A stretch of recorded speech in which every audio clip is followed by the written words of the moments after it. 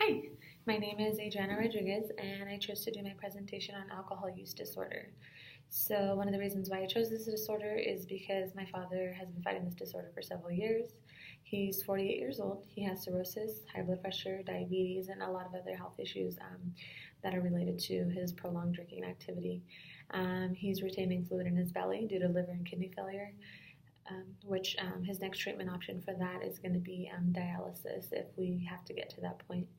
Um, so he's always been a drinker. I've seen an increase in his drinking habits after my parents' divorce when I was in middle school.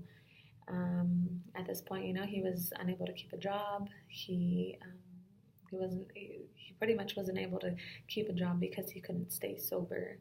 Alcohol pretty much has taken over his life and his health. We're currently fighting this battle together to try to obtain sobriety. He goes through periods of time where he's hospitalized and he comes out and he can be sober for 3 to 5 months, and then somewhere along the lines he relapses.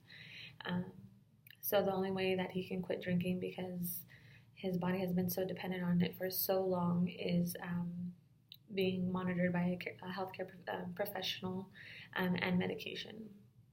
So from my understanding of the DSM-5, criteria for alcohol use disorder, it's a problematic pattern of alcohol use leading to clinically significant impairment or distress. So, from my understanding, there has to be the client or the person experiencing the addiction has to have at least had 2 or more of these symptoms within a 12-month period, which is alcohol taken in large amounts, no desire to cut down or control alcohol abuse, engaging in activities that required alcohol, craving or strong desires to obtain alcohol. Alcohol interferes with major roles, obligations, work, school, and home. Continued alcohol use even though it causes social and interpersonal problems. So recreational activities are given up because of alcohol use. Recurrent alcohol use even though it's physically hazardous. So alcohol use is continued despite of having a persistent or recurrent physical, psychological problem. And then we have the tolerance. So we have a need for increased amounts of alcohol, and B, diminished effects with continued use of the same amount of alcohol. So, and then we have the last symptom, which would be withdrawal. So the DSM actually list the criteria for that stage of the disorder, which is atomic hyperactivity, increased hand tremors, insomnia, nausea and vomiting, auditory hallucinations or illusions, psychomotor agitation, anxiety, and seizures. Sometimes the withdrawal is so intense that an individual can actually die from it, and that's my dad's case. In order for him to stop drinking, he couldn't just quit cold turkey. He had to be monitored by his healthcare physician, along with the use of medication to help him through that portion of getting sober. So, assessment strategies that somebody can utilize to support this diagnosis is ask several questions about related to your client's drinking habits. Physical exams are always performed. They may request a physical exam, and that's just to pretty much see the signs, and sometimes that indicates complications of the alcohol use. Lab tests and imaging. Lab tests and imagings are strongly recommended, and it could also they also check to see how your body and organs on the inside are being affected, because there's nothing that really diagnoses alcohol use disorder. It's something you can't really see. To me, I feel like it's more of a mental mind disorder. Somebody else who's looking to assess this disorder could also do a psychological evaluation. So they'll ask about the symptoms, your thoughts, and your feelings. And then, of course, we can use the DSM-5 that states all the criteria for the different stages of this disorder, which is just the alcohol use, the alcohol intoxication, and then alcohol withdrawal.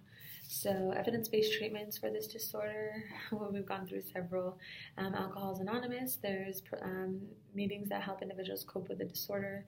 Withdrawal, that's medically managed, which is something that my father does. Medication, that helps prevent drinking, but it doesn't cure it. It helps fight the cravings, yes, and the nausea and the vomiting symptoms of withdrawal. Of course, helps with the hallucinations, but it doesn't cure you from after you stop taking the medication. It doesn't stop you from craving it or thinking about it. We can also do psychological counseling with a psychologist. Aftercare programs and support groups. There's talk therapy and psychotherapy, or talk therapy, which is the same thing as psychotherapy. And this is something that my father actually does engage in.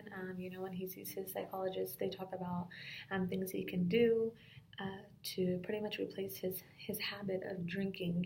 They try to replace it with, he likes to build model cars, so his psychologist will talk to him about, getting a new model car. Going for walks when he's thinking about it. They pretty much set goals, and he kind of goes in there and he talks about whatever pretty much is on his mind, or she's even gotten to the point where she talks to him about what makes him drink.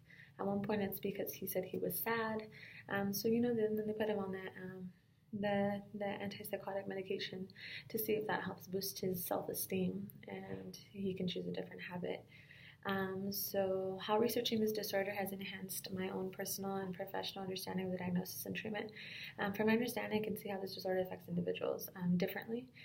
Some are in denial and some want the help. Not all treatment for individuals with alcohol use disorder is effective. I understand that there's different approaches to treat the disorder, and some individuals may relapse several times before they reach their goal of sobriety. This is a disorder that I've just seen almost at every stage with my dad. In my father's case, it took over his life, it took over his health, and now he's dealing with the consequences of the prolonged drinking for so long. And it's kind of sad that I can see how he knows it's wrong. He knows it's hurting his body. He knows it's hurting his family, but it's something that he himself can't really control on his own. And has left long-term effects on his health, and I guess we'll continue to fight this battle with him of alcoholism, and I pretty much am there to support him throughout the way. Well, thank you guys for hearing my presentation. Goodbye.